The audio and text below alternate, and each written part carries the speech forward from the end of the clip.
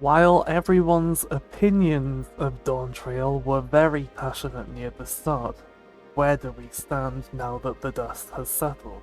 How healthy or not does the game look? I seek to answer that today. This discussion will be spoiler-free, with the focus instead being entirely on battle content. While mechanics may be discussed, I won't be showing gameplay. You won't be seeing the bosses or hearing the music. The story will not be a focus, as it's one and done, not the meat of the patch. Since this is only the first video, hopefully of many, I must give some background. I've played FF14 on and off since Stormblood. At the time of writing this script, I have 9,000 hours on my main character. After that much time, I've seen the game in every state, laughed with it during feasts, cried for it during famines. I've gained a point of reference, something that helps me remain grounded in reason when discussing the state of the game. During Endwalker, I grew to see this as a curse. Being drip-fed content that lacked both substance and longevity began to eat away at my enjoyment for the game. Every time I said it can't possibly get worse now, it got significantly worse. I couldn't stand a single thing that expansion did, except the Black Mage iteration. So after Dawntrail did that to it, to say I had zero expectations going in would be an understatement. That could have been the end of things, but no. The proposals for future patch content looked promising, so I approached the launch with cautious optimism and declared the following. If Dawntrail ends up sucking, I quit for good, dedicate my energy on other projects, and don't speak another word of FF14. Very simple plan that failed to account for one major deviation. Dawntrail actually being good.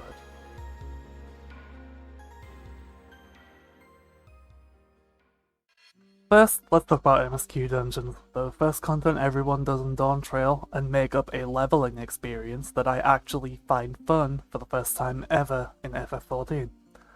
Older leveling dungeons don't have a lot going on. They're usually slow and rarely have more than fundamental mechanics. In and out, spread and stack, half room cleave, repeat ad infinitum.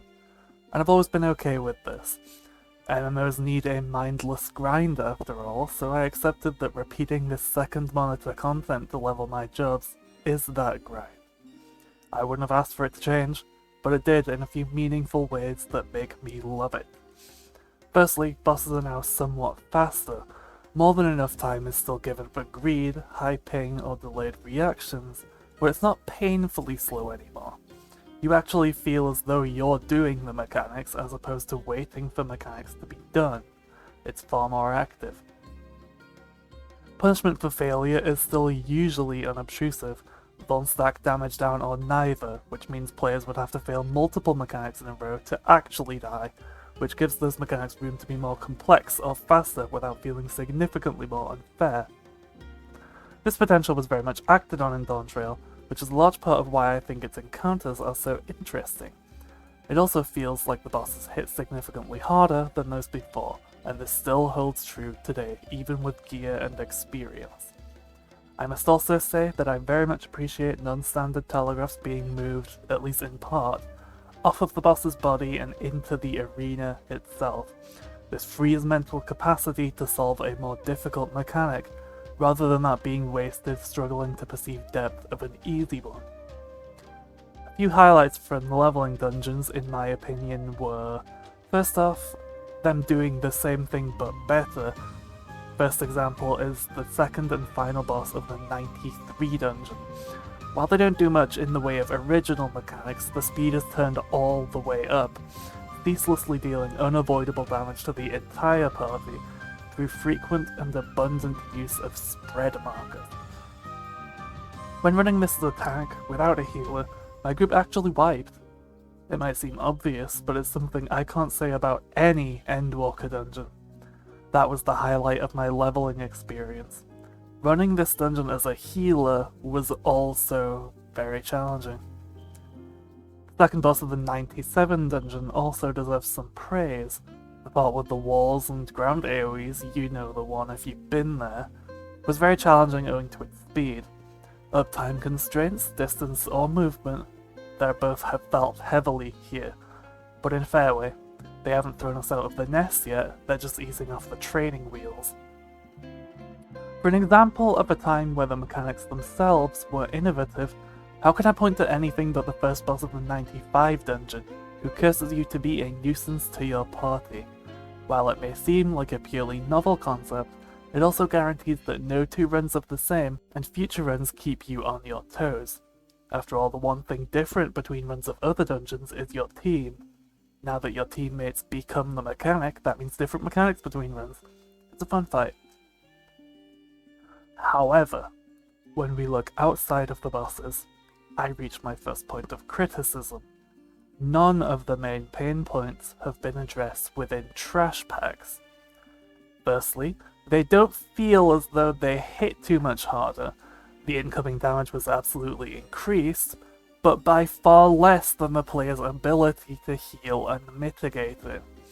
We've also seen a return to a mixture of melee and ranged mobs within the same pull, and it still feels as good as ever to be the tank that's grouping both together with your own careful positioning, and still as miserable as ever to be playing DPS when the blueberry tank isn't doing that. I'm all for tank positioning becoming part of the skill expression again, but after several expansions of not having such requirement, the re-implementation of it was always going to be messy. However, I'm still glad they ripped the band-aid off. Even if it means the content isn't fun right now, that's a small price to pay, in my opinion. Additionally, enemy hitbox sizes are still a major pain point for jobs whose AoE attacks center on their target. There will be times where, a lot of times, regardless of which mob they target, they can't hit the whole pack until many things die.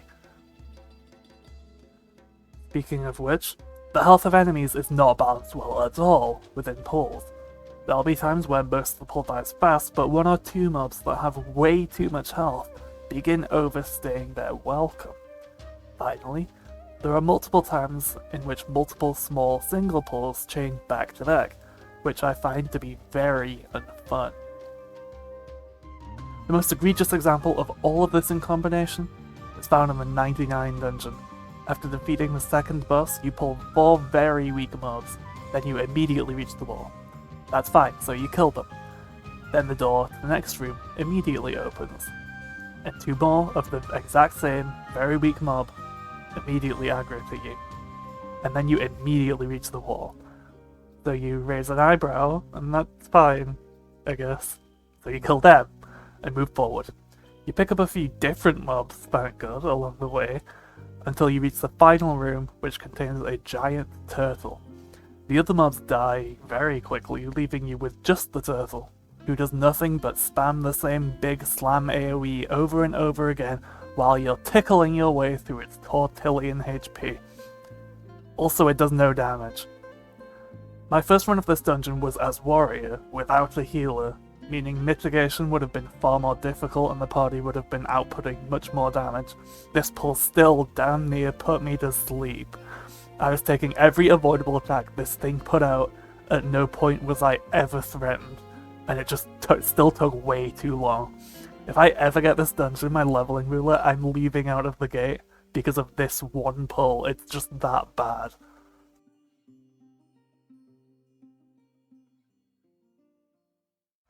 Next, the expert dungeons. I'll start with Tender Valley, my favourite of the two, in which all of its bosses have very unique mechanics. The first boss has a fair few catch this mechanics in which you almost definitely aren't getting it on your first time, but you'll begin to feel more comfortable on repeat runs or after you've wiped, and I surprisingly don't hate this. The second and third bosses also manage to overlap many small mechanics in a similar way to what you may see in harder content, but without the overarching random bullshit go feeling that can be present elsewhere. Lastly, the walk between the second and third bosses sees the return of a trash mechanic I really liked from an earlier dungeon. Ultimately, my takeaway from this dungeon is that some players won't be able to understand mechanics on their first try, but they'll need multiple.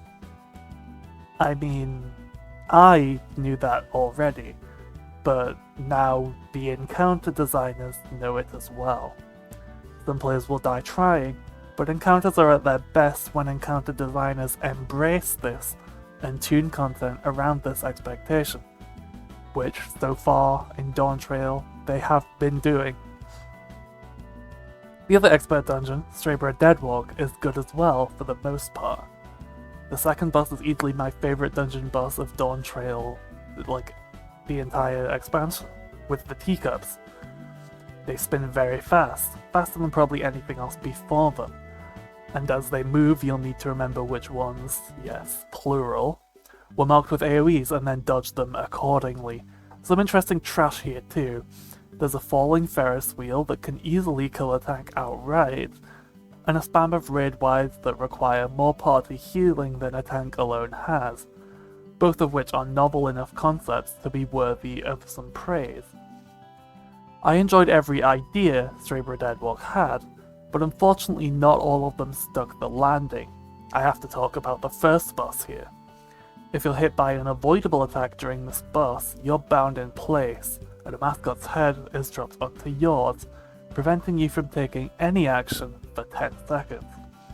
Then some other mascots line up on the outside of the arena who you might initially expect would run out slowly and in a straight line, but instead they charge full force in seemingly random directions. Even the chaddest of chads is compelled to forsake their uptime in favour of staying safe. Eventually, those ads are overlapped with other mechanics, making the dodges even more complex. This is a great mechanic, on paper, so where did it go wrong? Tech debt. FF14 simply does not have the framework for bullet hell mechanics to work properly. Movement is fully server authoritative, and network is delay-based. To simplify the issue and spare some technobabble, I'll explain it in a different way. Imagine that every bullet's hitbox is effectively a significant amount ahead of its model or animation.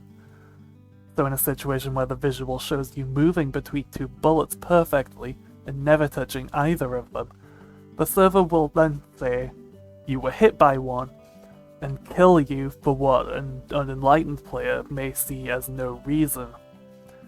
Many players are of the opinion that mastering that jank is part of the skill expression of the game.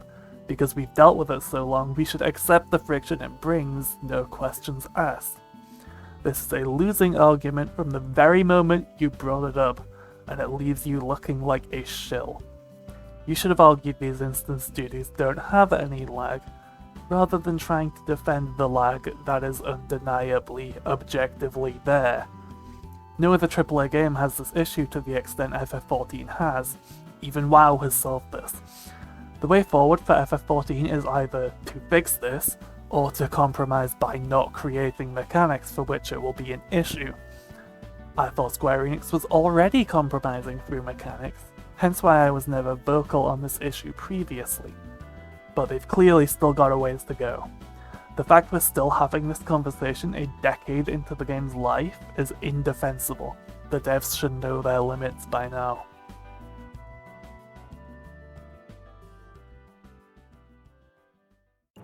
As for normal trials, I tend not to develop strong opinions of them, as I run them only a single time each, and then level my alt jobs through trial roulette. They're probably too low of a level to get them in the roulette. As such, I won't be discussing the 93 or 99 normals at length beyond a very bare-bones first impression. I appreciate the presence of duty support in both though. I hope this is standard going forward. So let's talk about the 93, which left me far more confused than I was when I entered, because I felt as though mechanic telegraphs were very unclear on my first attempt. I spent most of it on the floor. In fact, it wasn't until revisiting the normal after having cleared EX that I even knew there were telegraphs. Legend, by the way. Extreme was very strong though, as every Will's fantasy was alive and well, especially Tank despite the boss being a wall boss, due to Mountain Fire being an incredible mechanic. It's a multiple hit tank buster tower, in which the party needs to stand behind, as the tanks effectively block a wide cleave with their body, the boss's desperate movements from side to side really selling the tank fantasy here. The healer, the following light party stacks and nails not long after, both serve as very tight healing checks, then consistent pressure is applied through the fight in the form of a permanent DOT. Though if you're doing this just to get the hard healer experience, you should probably mine it. This has already been trivialized with gear. Lastly, the DPS checks were very relaxed, even on release, meaning that great DPS showed themselves through the skipping of major mechanics.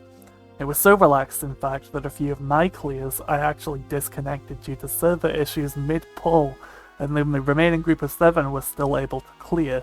That earned me some very funny grey numbers. As for 99, that one was also very enjoyable.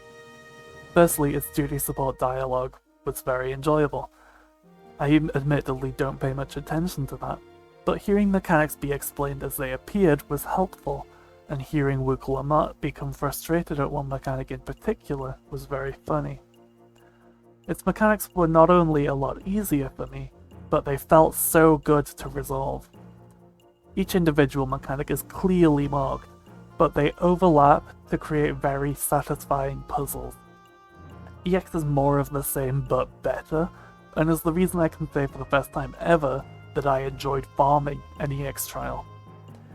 Normally I'm mentally checked out after like 3 runs, but I'm 30-something deep into this one and still having just as good of a time as I was on my first.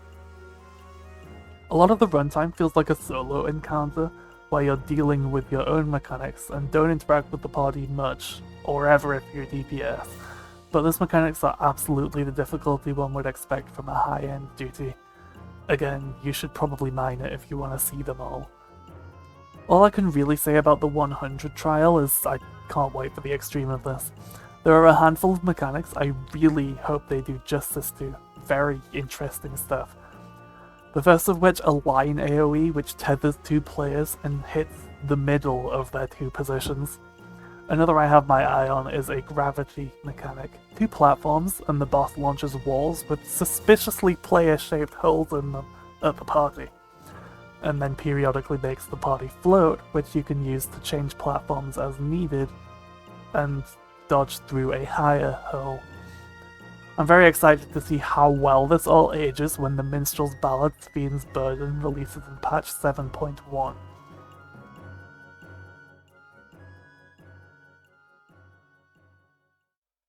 Patch 7.01 brought with it the first 4 turns of the Arcadian normal raid series, henceforth referred to as A13N through A16N.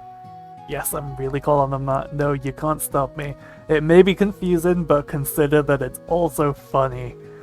They were just like everything before them, a fair bit harder than those of previous expansions. And then 7.05 brought their Savage variants. Here I'll talk about the normals. I haven't cleared the tier yet because I take my time with that by choice, but once I have, I'll have a follow-up about it. Or more likely, we'll have this kind of talk again in 7.1 and I'll talk about it there. A13N, our first opponent, Black Cat, wowed me with pure spectacle and novelty. The environment felt incredible, including the music being among my favourites in the whole game. The hitbox size also surprised me, being a noticeable step down from Endwalker. Making melee DPS actually work for their uptime is always going to be praiseworthy in my eyes. It gives the range attacks reason to exist, and physical range jobs a stronger reason to play them. We all know they need that. As for mechanics, one in particular stood out to me, Mouser. The boss will start by breaking and damaging some tiles, but then will knock players back one by one with an uppercut that also damages a tile. If you land on a tile that's already damaged, that tile will break, sending anyone on it to their deaths. Even though the mechanic is somewhat predictable, not totally random, it does target based on roll, we know now. It still needs a good amount of adjusting on any pull, which I find to be very enjoyable. If I spoke at length about A14N, the Honeybee Lovely show, I would feel as though I'd be retreading a lot of what I said about Straber or Deadwalk, except it's actually executed well here. The bees during alarm pheromones are very obviously baited at players' current locations, and during Honeybee Live's bullet hell phase, the hearts move far slower and in more predictable patterns than the mascot in Straybird Deadwalk. Not to mention, while you are immobilized, you aren't immobilized after a single hit, meaning these don't one-shot you. Seeing this fight execute those bad mechanics in a good way was overall a very positive experience. As for A15N, when Brute Bomber muscles his way into the ring, it was a great fight with an asterisk. Its mechanics were fun and fast-paced, which is a huge point in its favour, but I personally feel its Lariat combo was extremely overused. I'm sure it wasn't actually, but it felt as though it was used with or as every other mechanic. And I even left my initial run feeling as though that mechanic has overstayed its welcome. By the end, I didn't even care that it didn't play nice with my ping, I was just bored of it, very bored of it. But even still, with this being a low point of the tier, in my opinion, it was leagues better than anything we got in Endwalker. A16N, however, was thrilling the whole way through. Firstly, it nailed the shift in tone it tried to convey. Again, the music is a big part of that and I love it. The fight is all the better for this. As for mechanics, all of the gun phases are my favourite by far. The breaking of the platform allowing melee to greed more uptime using clever timing and their personal mitigation is very satisfying to do. Even though the following cannon shots aren't too different from Trinity of Souls, a heavy bleed instead of a Volt Stack as punishment is very interesting, it giving sustained jobs a strong chance to save those who mess up. Lastly, I cannot move on from this without mentioning Soft Enrage. Once it reaches the end of its mechanics, instead of looping them as other raids would, it spams multi-hit line stacks at the party. For a change, instead of DPS, Enrage is placed in the hands of sustain jobs. They have the opportunity to single-handedly prolong the pull long enough to turn a wipe into a kill. It feels incredible to come out on top after a long time exchanging desperate blows.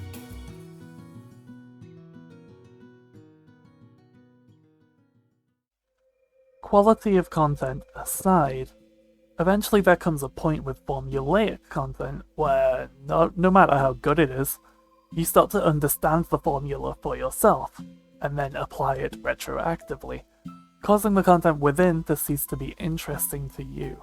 Also, I thought. During Endwalker, I allowed myself to be gaslit. I gave into the idea that I was burnt out on the game and needed a break, that I hated the formula and needed a break. While my opinions on a lot of things have changed, the game hasn't. It's still the same game. Same story structure, still a lot of cutscenes before every major battle, still 6 zones, still dungeons every odd level, still trials at X3 and X9, still solo duties sprinkled in, still this and that per patch, still the same length of patch, and I'm still taking the same approach. It's still the same game, as unmoving and unchanging as ever, so all of the improvement we've seen is improvement within the formula. The only conceivable reason for Dawntrail being so much fun is that it's higher quality than anything that came before. But ultimately, and we cannot lose sight of this, reviewing an MMO expansion is like trying to review food while it's being cooked.